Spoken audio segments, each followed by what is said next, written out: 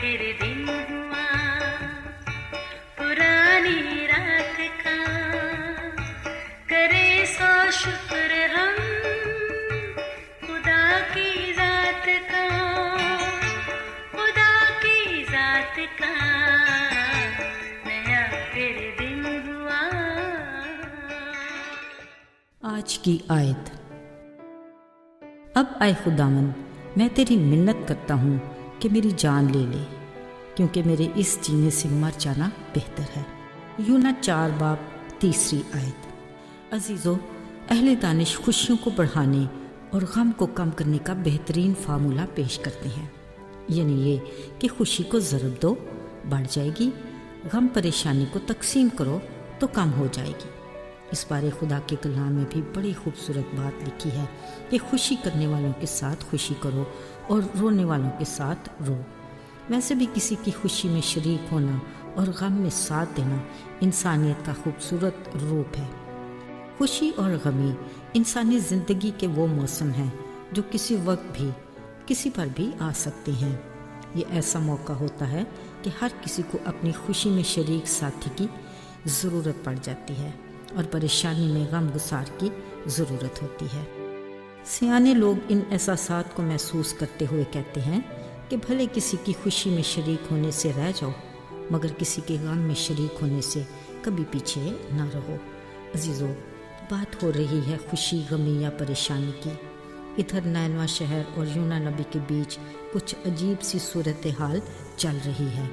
पूरे 40 दिन गुजरने के बाद जब नैनवा शहर के लोगों को अंदाज़ा हुआ कि आसमान के खुदा ने उन पर रहम कर दिया और अपने अजाब को उनसे बाज रखा, वो खुशियाँ मना रहे थे।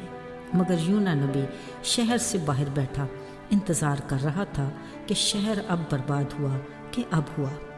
जब काफ़ी वक्त गुजरने के बाद ऐसा ना हुआ तो वो सख्त बरहम हुआ, खुदा से शिकवा किया, जब मैं अभी अपने वतन में था तो ये जान गया था कि तू रहीम और करीम, कहर करने में धीमा और शफकत में गनी है। तू कभी भी इतने लोगों को बर्बाद नहीं करेगा, इसीलिए तो मैं तरसीस को भागा था। देखा ना, वही हुआ।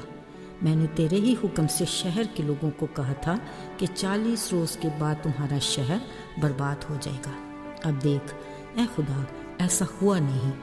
अजीज़ों, अफसोस उसे नैनवा शहर के लोगों के लिए खुदा की मोहब्बत और उसके रहम की इतनी अहमियत नहीं थी जितना दुख उसे अपने बारे में लोगों से कही बात को गलत होने का था।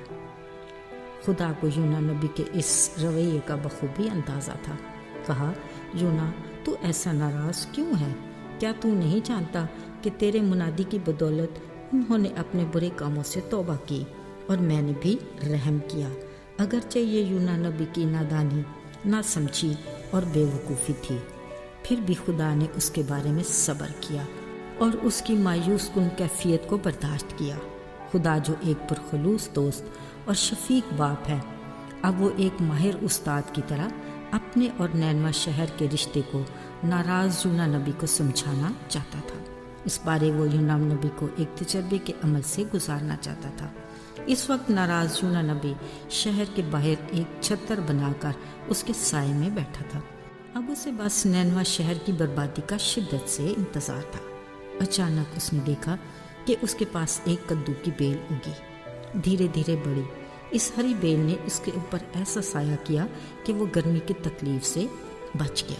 वो इस अजीब इत्तेफाक से बेहद खुश था। अजीज़ों, फिर अगली ही सुबह एक कीड़े ने बेल को ऐसा काटा कि वो सूख गई। जैसे वक्त आगे बढ़ा, गर्मी में इजाफा हुआ, साथ ही मशरक की तरफ से ऐसी लू चली कि वो बेताब हो गया। उधर नैनवा शहर अब तक शादबाद, इधर यूना का गर्मी से बुरा हाल, नाराज़गी अरूज पर, नाशुक्रेपन और बुड़बुड़ाहट से एक बार फिर मरने की आरज़ू करने लगा। खुदा ने यूना नबी से कहा, जानता हूँ तू बेल के सूखने पर इतना नाखुश है, जिसके लिए तूने कुछ मेहनत नहीं की। दूसरी तरफ देख, नैनवा के लोग मेरे अपने हाथ की तख्लीक, जब उन्होंने तौबा करके इकरार किया और अपनी बदी को तर्क किया, क्या लाजिम नहीं था कि मैं उन्हें मुआफ़ करके रहम करता? मोहब्बत भरे खुदा का खूबसूरत सबक جو یونا نبی کے ساتھ آج ہماری بھی آنکھیں کھولنے کے لیے کافی ہے۔ افسوس، ہم یسوع کے پیروکار ہونے کا دعویٰ تو کرتے ہیں، صلیب بھی اٹھا لیتے ہیں، لیکن انا پرستی اور خودی سے کبھی بھی انکار نہیں کرتے، جو ہمارے اور ہمارے خدا کے بیچ رفاقت میں بڑی رکاوٹ ہے۔ آئیے دعا کریں۔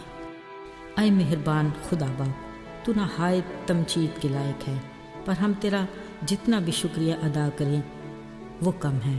تو اپنے فضل سے کئی بار ہمارے گناہوں کو معاف کرتا اور بدی کو بخش دیتا ہے۔ ہمیں زندگی کے ہر قدم پر تیری ضرورت ہے۔ اپنے وعدے کے مطابق ہم سے کبھی دستبردار نہ ہونا۔ تیرے بیٹے یسوع اور اپنے منجی کے نام سے تجھ سے مانگتے ہیں، آمین۔